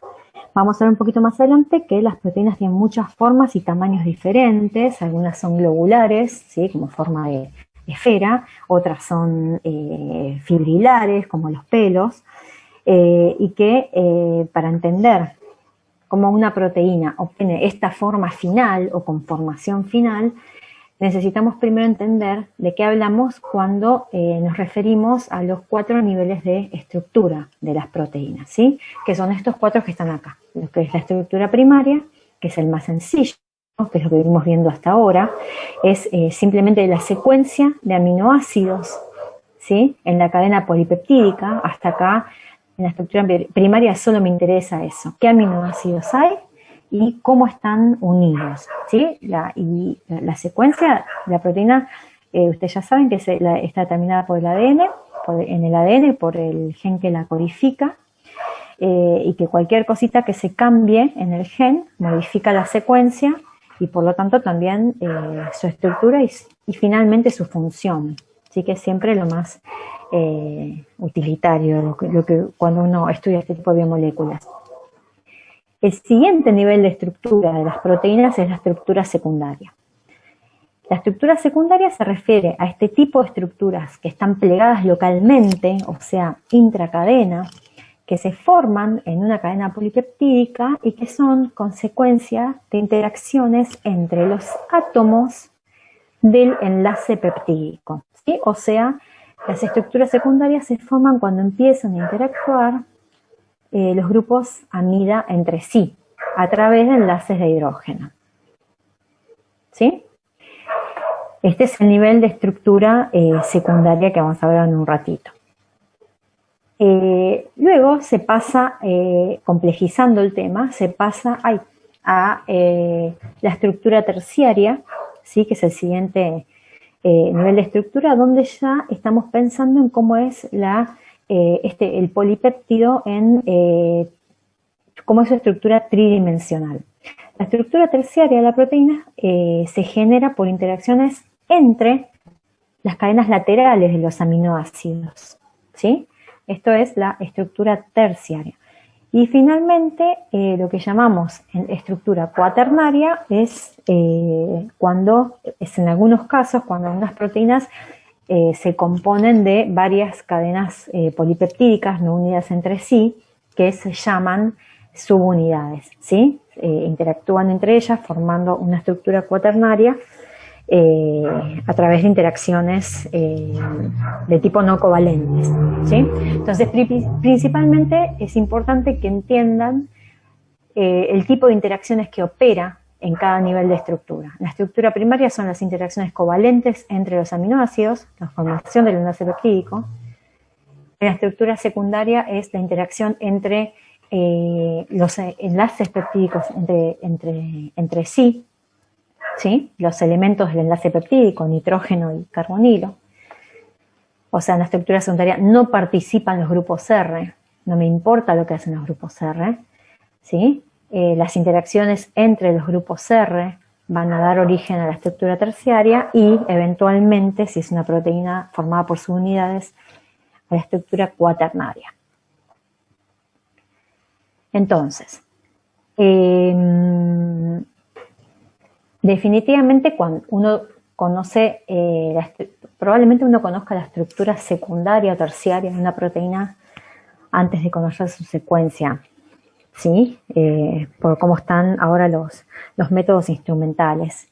A veces es más rápido cristalizar una proteína y hacer rayos X y conocer su estructura secundaria o terciaria antes de poder hacer una secuenciación, ¿sí? Y conocer la estructura secundaria es muy importante, principalmente para muchas aplicaciones, como puede ser el modelado estructural, la planificación de ciertas mutaciones, para estudios donde necesitamos conocer cómo interactúa esa proteína con otra molécula, que puede ser un ligando en sí misma, ¿sí? Y la forma que tenemos de conocer esa estructura secundaria es a través de estos métodos espectroscópicos, que son los rayos X que, como ustedes saben, los rayos X, que son la foto de la molécula, me dice exactamente en qué posición están los átomos en una molécula, y la resonancia magnética nuclear, que es unas técnicas que también vamos a ver cuando hagamos la parte de laboratorio.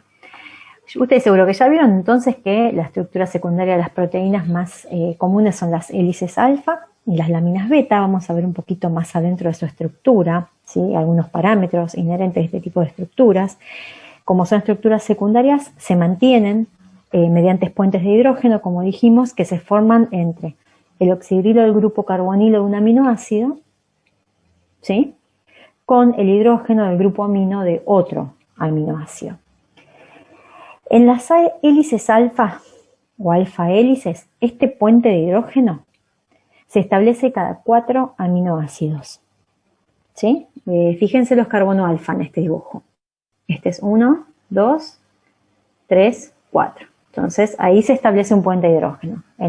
Cuento 4 y se establece el otro, y así. ¿Está bien? Entre el carbonilo 1 y el nitrógeno del otro.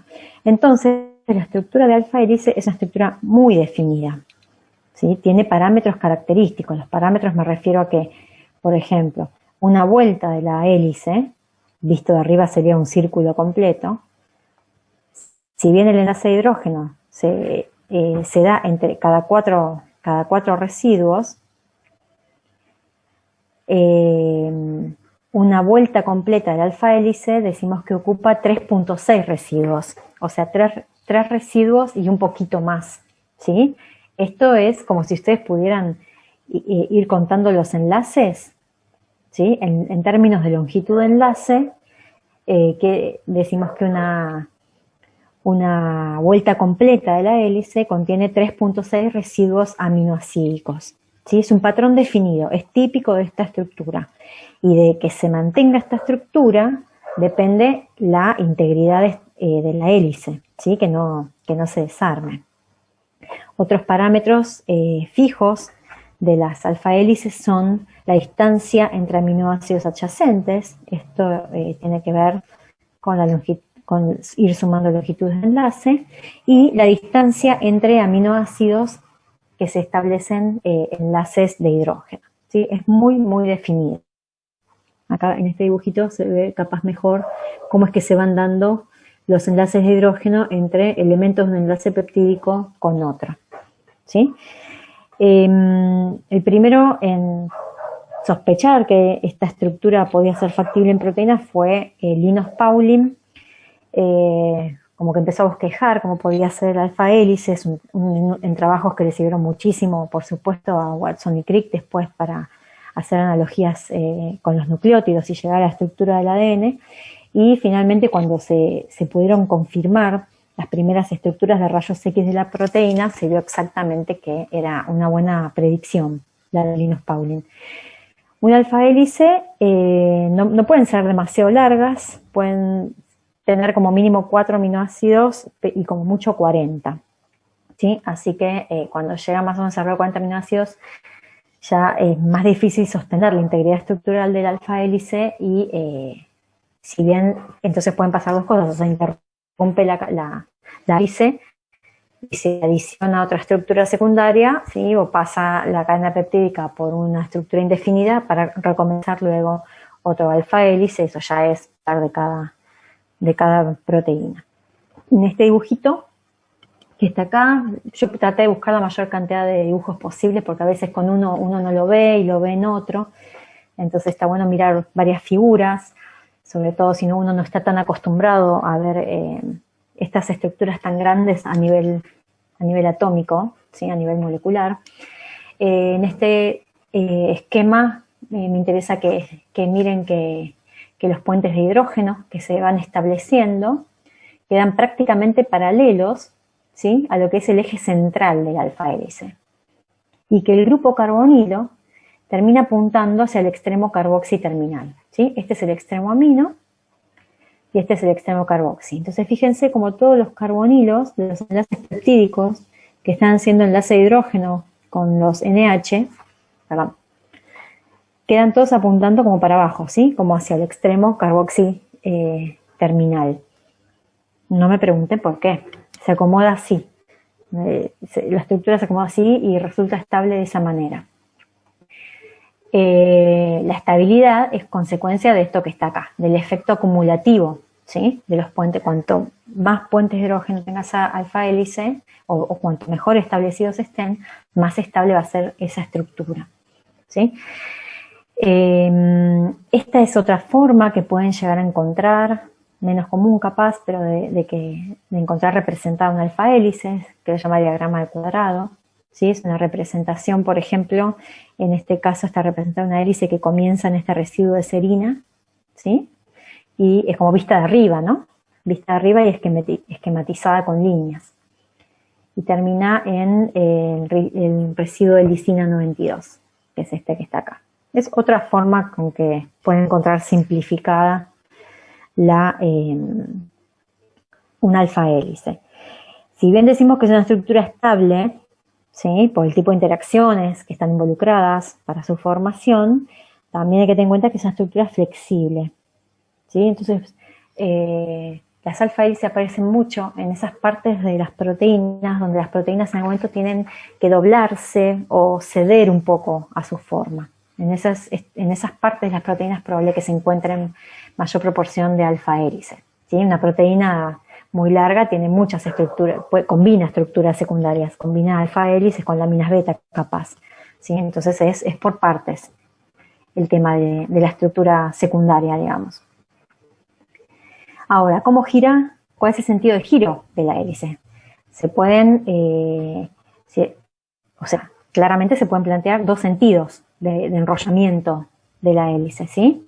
Uno que llamamos levógiro y uno que llamamos dextrógiro. Lo que se observa es que la mayoría de las proteínas, la gran mayoría de las proteínas, tienen hélices alfa que son dextrógiras, ¿sí? O sea, enrollando hacia la derecha, que sería esta de acá. ¿Y esto por qué es así? Esto tiene que ver con la estabilidad de la hélice que se obtiene y que, como mencioné al principio del tema, es consecuencia de la configuración espacial de los aminoácidos que están componiendo la cadena. No sé si se acuerdan que al principio, cuando empezamos a hablar de aminoácidos, que dijimos que todos los aminoácidos que se encuentran en la naturaleza tienen la configuración L, ¿sí? Y esto no es porque sí. ¿Sí? Esta configuración L de los aminoácidos, esta estereoquímica en particular, promueve la formación de hélices dextrógiras estables, ¿sí? Mientras que aminoácidos de la serie D van a generar hélices levógiras. Y esta diferencia de estabilidad se puede inferir con un diagrama sencillo como este, que es la proyección de Newman. Desempolvemos la proyección de Newman a lo largo de un enlace, ¿sí? Entre aminoácidos. Estoy mirando este enlace por acá, desde este punto de vista. ¿Está bien? Entonces, fíjense, el ángulo diedro, ¿sí? Este ángulo phi, el ángulo diedro, que contiene los átomos de nitrógeno y carbono, o sea, estos átomos. Estos 4 átomos forman un ángulo diedro. Si lo veo desde la proyección de Newman, este ángulo diedro es más o menos 45 grados según el sentido de la hélice. Si la hélice es right-handed o dextrógira, ese ángulo diedro es menos 45, si es levógira es 45, pero no me importa el valor, lo que me importa es ver esto. ¿Sí? En la hélice dextrógira, fíjense cómo están ubicados los grupos voluminosos en esta Newman. ¿Se acuerdan cuando hacían análisis conformacional con proyección de Newman? ¿Cuál era la conformación más estable? Aquella en la cual los grupos voluminosos estaban lo más lejos posible, ¿sí? Para minimizar las repulsiones electrónicas. Entonces, en este caso, en las hélices levógiras, por cómo es la estereoquímica de cada aminoácido, se observa que es la configuración según la cual las cadenas laterales, ¿sí? En este caso R, forma un ángulo diedro mayor, por ejemplo, con el oxígeno carbonílico, que si fuera levógira, que en este caso se repelen. Entonces, que los aminoácidos sean L están fijando cómo va a ser el sentido de enrollamiento de la hélice, cómo van a ir acomodándose los aminoácidos para alejar sus cadenas laterales de manera de minimizar las reproducciones. Sina, ¿me escuchan? Que me tira el cartel de inestabilidad. ¿Me No, escuchan? escuché muy bien. Dijiste que se posicionan normalmente de forma estrógena para minimizar las interacciones que hay Minimizar entre sus cadenas laterales. Exacto, ¿sí? Entonces, eso es consecuencia también de que todos los aminoácidos sean L. Si uno pudiera hacer el modelo, lo vería un poquito mejor, ¿sí? Pero bueno, no es casual que se usen, que los aminoácidos naturales sean L y que las hélices, doble hélices de las proteínas, la gran mayoría sea dextrógena, ¿sí? Este es un detalle estructural de las alfa hélices. Otros factores que podrían desestabilizar una hélice alfa, es, por ejemplo, si en la cadena peptídica hay muchos aminoácidos tipo asparticos cercanos, ¿sí? Porque si en la cadena hay muchos aminoácidos con grupos ionizables del mismo signo, por ejemplo, muchos asparticos cercanos, y hago énfasis en el aspartico porque es una cadena lateral corta. En el caso de la lisina o la arginina son cadenas más largas, y ahí el tema de la repulsión electrónica por tener cargas positivas cerca es menor. En el aspartico, como está cerquita del enrollamiento, si yo tengo muchos glutámicos cerca, al estar la cadena lateral cargada, ¿qué pasa? Empieza a haber repulsión entre los aniones carboxilato de las cadenas laterales, ¿sí? Entonces eso mete inestabilidad en el alfa hélice y no es tan perfecta, digamos, ¿sí? Como ya ahí se pierden los parámetros de los que estuvimos hablando antes. Así que eso pasa con secuencias peptídicas que tengan esa característica, por ejemplo, muchos asparticos cerca, ¿está bien? Otro aminoácido que definitivamente rompe el alfa hélice, la rompe cuando en la secuencia viene la prolina. Yo sé que ahí, si tenía alfa hélice, desapareció, ¿sí? Es la prolina, ¿está bien? ¿Se acuerdan que hemos hablado de la prolina en particular? ¿Qué tenía la prolina que no tenían los otros aminoácidos? Era una amina secundaria, ¿sí? La prolina es el único aminoácido que es una amina secundaria. Entonces, ¿qué pasa con la prolina? Cuando la prolina forma parte de un enlace peptídico, como en este caso, se convierte en amina terciaria, que es lo que hay acá, y chau, perdió su capacidad de formar enlaces de hidrógeno, que es lo que yo necesito para formar alfa hélices. Yo necesito que los NH de los enlaces peptídicos estén disponibles para formar enlace de hidrógeno con el carbonilo de otro aminoácido que está a 4 de distancia, ¿está bien? Pero la prolina, cuando forma enlace peptídico, chau, pierde su capacidad de formar enlace de hidrógeno. Entonces, es un elemento disruptivo del alfa hélice. Aparece prolina y chau, alfa hélice. Llegó hasta ahí. ¿Está bien? Otra particularidad que tenía la prolina era el tema de que podía ser cis o trans, ¿no? Su enlace peptídico, pero eso lo vamos a ver ahora más adelante, cómo influye eso en la estructura. Bueno, esto es un poquito lo que le decía recién. Una proteína puede tener una alfa hélice lo más larga posible a lo largo de su estructura, siempre y cuando los aminoácidos que están en la secuencia sean compatibles y se porten bien para formar la estructura, ¿sí? Si se mete algún elemento disruptivo, entonces ya ahí se corta el alfa hélice y bueno, proseguirá de otra manera la estructura según continúe la secuencia. La otra estructura que, bueno, ustedes seguramente ya la vieron por algún lado, es entonces la de las láminas beta, ¿sí? En las láminas beta, la cadena peptídica está estirada, no está enrollada sobre sí misma como en el alfa hélice, ¿sí? Es una diferencia. O sea que las interacciones entre los elementos del enlace peptídico, o sea, las uniones que mantienen las láminas beta son las mismas que en el alfa hélice. Interacciones de enlace de hidrógeno entre carbonilos y NHs. Pero en las láminas beta ahora no son intracadena, sino que ocurren con otras partes más alejadas de la cadena. ¿Sí? La cadena polipeptídica se va acomodando de esta manera, ¿está bien? Para formar entonces estas láminas beta a través de las interacciones de los elementos peptídicos, ¿sí? Pero entre sí. A cada parte de la cadena que forma la lámina beta se la llama hebra. Entonces, cada una de estas hebras de la cadena polipeptídica se va a asociar, ¿sí? Para formar la lámina u hoja beta. ¿Está bien? Pero los elementos de estabilización de la lámina beta son los mismos que para la alfa hélice. ¿Está bien? Son los puentes de hidrógeno entre los grupos amida y el grupo carbonilo de, en este caso, una hebra adyacente. ¿Está bien?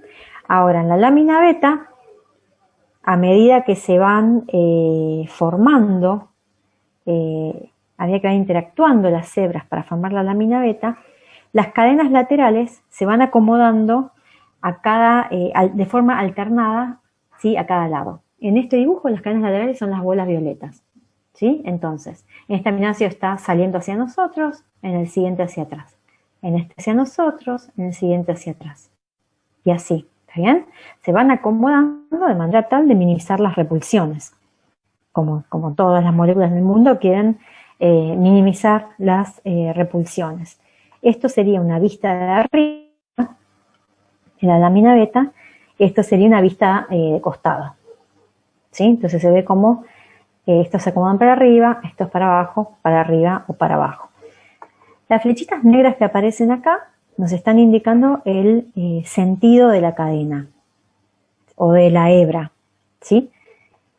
Este sentido es de carboxiamino y en la segunda hebra el sentido se invierte, el sentido de lectura se invierte, ¿sí? De carboxiamino, de carboxiamino.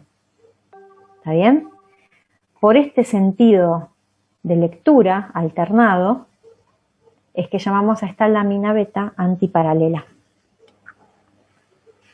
¿Sí? Es por la forma en que están ubicadas las hebras. Si hay una antiparalela, tiene que haber una paralela. ¿Sí?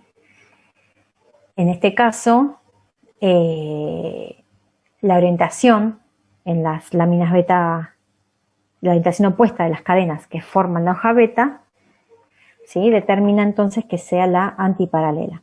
Los enlaces de hidrógeno, en este caso, son perpendiculares, ¿sí? Los enlaces de hidrógeno, estos que están acá, son perpendiculares al sentido de la cadena peptídica. La cadena va así, los enlaces de hidrógeno quedan de esta forma.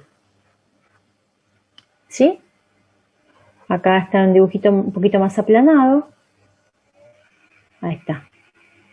Ahí se ve cómo se establecen los enlaces de hidrógeno en este caso.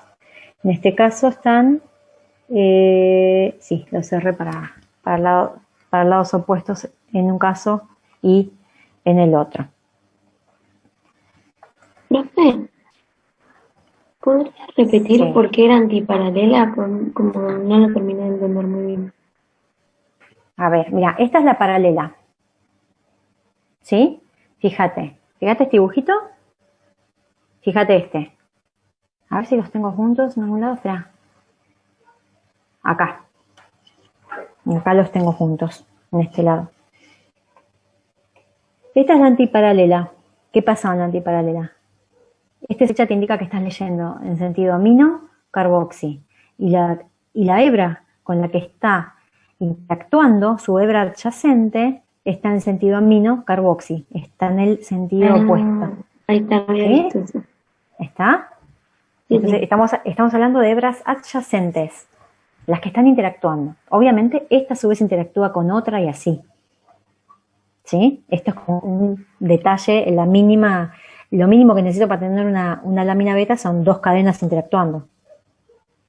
Claro, sí. ¿Sí? Ahí Una te pregunta. entendí. Gracias. Y en este caso, en la hoja paralela, el sentido en que están acomodadas las cadenas que interactúan es el mismo. Carboxi, amino a carboxi, amino a carboxi. ¿Está bien? Y fíjense la otra diferencia estructural. Y es que es la forma en que se establecen los enlaces de hidrógeno. ¿Sí? Es como que en las paralelas el patrón es este. ¿Sí? Fíjense. En la lámina... no, está bien. En ambos siempre están los grupos laterales lo más alejados posible entre sí. ¿Eso lo ven? Son las bolas verdes en este dibujo. ¿Está bien? Sí. Bueno, eso es para minimizar siempre la repulsión estérica. Y luego tenemos la diferencia en cómo se establecen las interacciones de hidrógeno. Es como que en la antiparalela están bien perpendiculares al eje de la hebra, mientras que en la lámina paralela están formando un cierto ángulo, ¿lo ven? Es lo que quiere mostrar este dibujito un poquito. ¿Sí? El enlace no está exactamente perpendicular a la línea de la hebra, como en la hoja antiparalela. Esas como son, es como una de las características más principales. La diferencia entre los dos tipos de lámina. La distinta orientación de las cadenas peptídicas, ¿sí? Amino, carboxi, amino, carboxi, carboxi, amino, amino, carboxi. La posición del enlace de hidrógeno respecto del eje peptídico, ¿sí? Y la relación entre residuos enlazantes se refiere a cuán corridos están un aminoácido respecto del otro, ¿sí? Formando los enlaces peptídicos. Sí. Es como... Sí. Perdón. Si las Decime. hebras son parte del mismo péptido o o pueden ser otros péptidos o... No, porque vos estás hablando, si las tirás, es el mismo hilo, digamos. Claro, ¿Sí? pero entonces no compartirían el grupo amino terminal. No, lo que ocurre es esto. Que te voy a mostrar acá. Existen, ¿sí?, estos elementos de estructura secundaria, que son los giros. Giros, vueltas, ¿sí? Entonces, en la lámina beta ocurre así. Viene la cadena peptídica, esta cadena extendida está teniendo interacciones de puente de hidrógeno con otra parte de la cadena peptídica. ¿Y qué hay entre acá y acá? Hay una parte de la cadena peptídica que no es lámina beta, ¿sí? Es una secuencia en particular que permite el giro de la cadena para que se forme la lámina beta. Ah, ya entendí, gracias. A ver si hay un... Espera, ¿podés repetir Anotar. eso? No entendí. A ver a ver si me sale esto. Viene la hebra, ¿sí? Hace un giro y hacia la otra hebra, ¿sí? Hace un giro hacia la otra hebra. ¿Está bien? ¿Ven lo que estoy dibujando o no? Sí, se ve. Bueno, estas partes no son lámina beta, son partes de la secuencia de la cadena peptídica que permite el giro de la cadena. Y ahora vamos a ver qué secuencias tiene que haber para que haya un giro. ¿Sí? Entonces, todo esto está interactuando formando láminas beta de alguna manera. ¿Está bien? Pero es la misma cadena polipeptídica, ¿se entiende? ¿Se entiende? Sí, pero esa vendría a ser la antiparalina, entonces. Bueno, no importa. Después sí las más fino a ver cómo se acomoda. La cosa es que en cierto momento tiene que girar la cadena para que se puedan ubicar de forma adyacente. No digas que mi dibujo no es ni paralelo ni antiparalelo, es cualquier cosa. Es muy esquemático, es simplemente para mostrar que la cadena polipeptídica es la misma, porque acá parece que estuviera cortada, ¿no? ¿Sí? Acá parece que estuviera cortada. Es la misma cadena que se va acomodando para formar la lámina beta. O sea, acá donde hay flechita quiere decir que hay un giro de alguna manera. ¿Está bien? Eso depende de cada cadena por donde gira. Sí, pero eso es lo que no entiendo. O sea, si es la misma cadena que va girando, ¿cómo es que queda en el mismo sentido? O sea, que queda paralela. ¿Cómo es que queda paralela? En la hoja paralela, ¿cómo es que quedan para el mismo sentido si es la misma cadena que va? Sí, esa es buena pregunta. En la paralela, vos venís carboxi terminal. Sí. Podría ser que no sea, que sea a su vez otra parte de la cadena. ¿Entendés? Que acá, O al menos que sea o sea, una lámina con que otra cuando pegan. no, porque la lámina se forma formando, digamos que interactuando hebras. Lo que digo es que capaz que de acá a acá no hay solamente un giro, sino que sigue, está bien, y en otra parte de la cadena se acomoda para ir en este sentido. De alguna forma se acomoda. O sea, la estructura secundaria no es una en una proteína. Puedes tener distintas hélices, distintas láminas dentro de la misma proteína.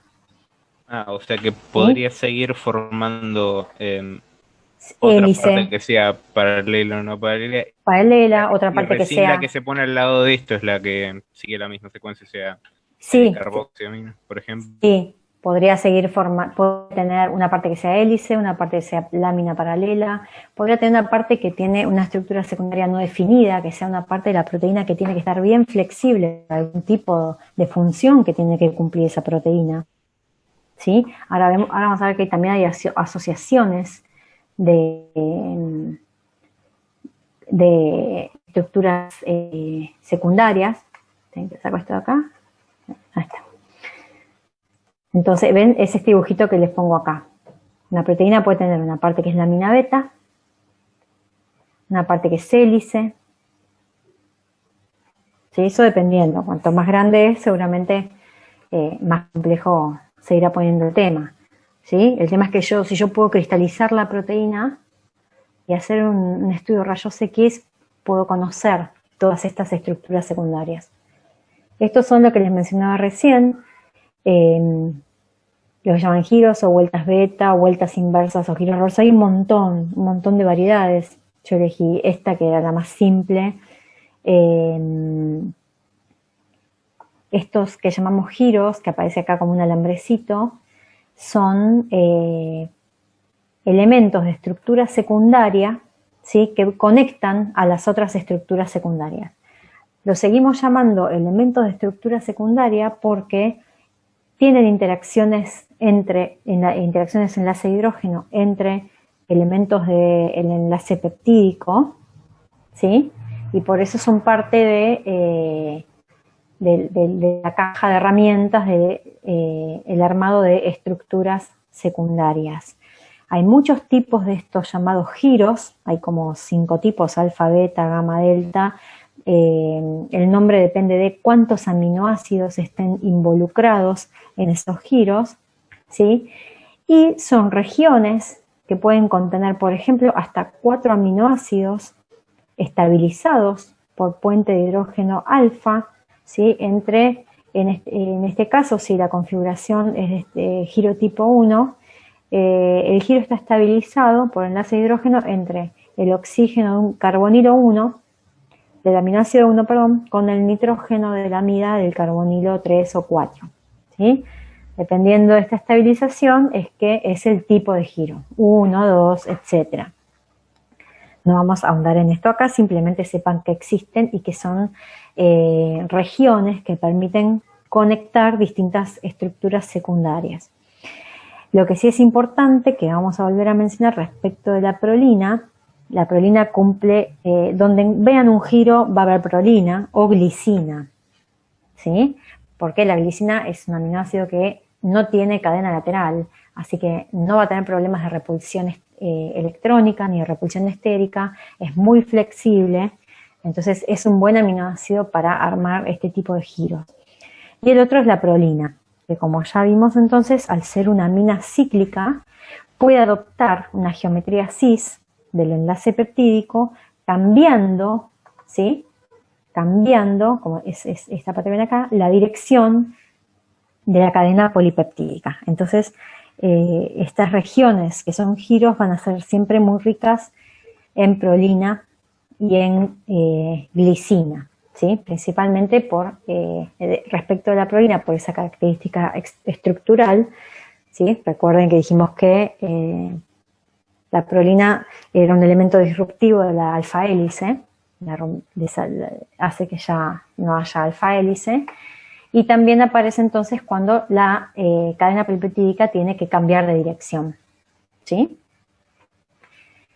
Y tienen cierto tipo de estabilización a través de enlaces de hidrógeno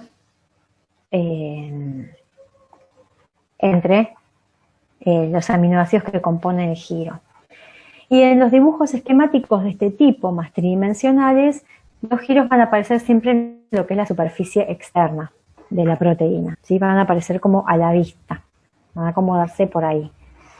No hacia el interior, sino más bien hacia afuera. Y bueno, por último quería... Sí. Una pregunta antes de que siga. Me perdí un poco con la glicina. Entiendo que la prolina no puede formar puentes de hidrógeno, pero ¿por qué la glicina también es disruptiva? No, la glicina no es disruptiva respecto de la formación de alfa hélice. No dije eso. Lo que dije es que la glicina es un buen aminoácido para formar parte de los giros, porque al no tener cadena lateral es muy flexible. No es quiral, ¿sí? No tiene que acomodar un R lejos de otro para minimizar la repulsión electrónica. La glicina tiene 2 hidrógenos, así que claro, es muy flexible. Entonces, por eso va a aparecer mucho en los giros, ¿sí? Claramente no voy a tener un triptofano en un giro, o una fenilalanina, también cosas grandotas, porque el giro tiene que ser eso, tiene que ser una región flexible. ¿Está bien? Bárbaro. Gracias, profe. No, de nada. Bueno, entonces terminamos esta parte de estructura secundaria con algunos ejemplitos. Hay muchos más, chicos, si ustedes se buscan en sus libros de biología deben aparecer muchos más. Son estas estructuras supersecundarias, ¿sí? Que son asociaciones entre estructuras secundarias, como vimos antes, láminas beta o hélice, ¿sí? Puede haber de distintos tipos, ¿está bien?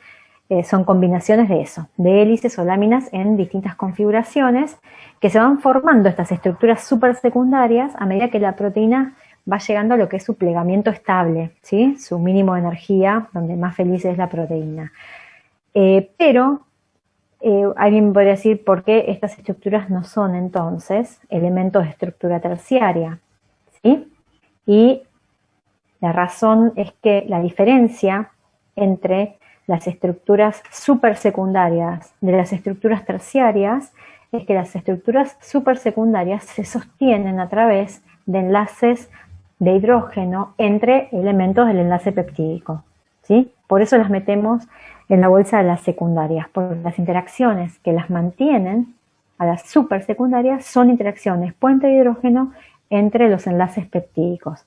En cambio, como vamos a ver la clase que viene, las estructuras terciarias se mantienen a través de interacciones entre los grupos de las cadenas laterales de los aminoácidos, ¿sí? No participa el enlace peptídico, sino las cadenas laterales son las que definen las interacciones que se establecen entre las cadenas laterales, son las que definen la estructura terciaria de una proteína.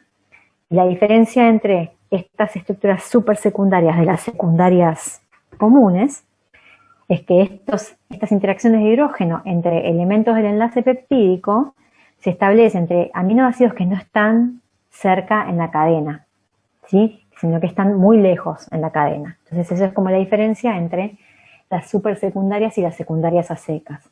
¿Está bien? El tipo de enlace es el mismo, enlace de hidrógeno entre grupos amida del enlace peptídico. Solo que en las secundarias, como la hélice y la lámina, están en partes más cercanas de la cadena, en las supersecundarias pueden ser en partes bien lejos, ¿sí? Pero siguen siendo consecuencia de enlaces de ese tipo. O sea, esta parte estructural, lo que queremos que se lleven es esa parte. ¿Qué interacciones se están operando en los distintos niveles de estructura? ¿Sí? Bueno, hoy paramos acá y después ya nos queda ver entonces la clase que viene, estructura terciaria y cuaternaria. Eso no va a ser muy largo, así que yo voy a tratar de traer para la clase ejercicios que no estén en la guía, ejercicios de secuenciación, ¿sí? Y estaría bueno si quieren traer sus dudas. Podemos hacer el quiz también o dudas también de la parte de hidratos de carbono, ¿sí? Así que bueno, por hoy ya los dejo. Genial.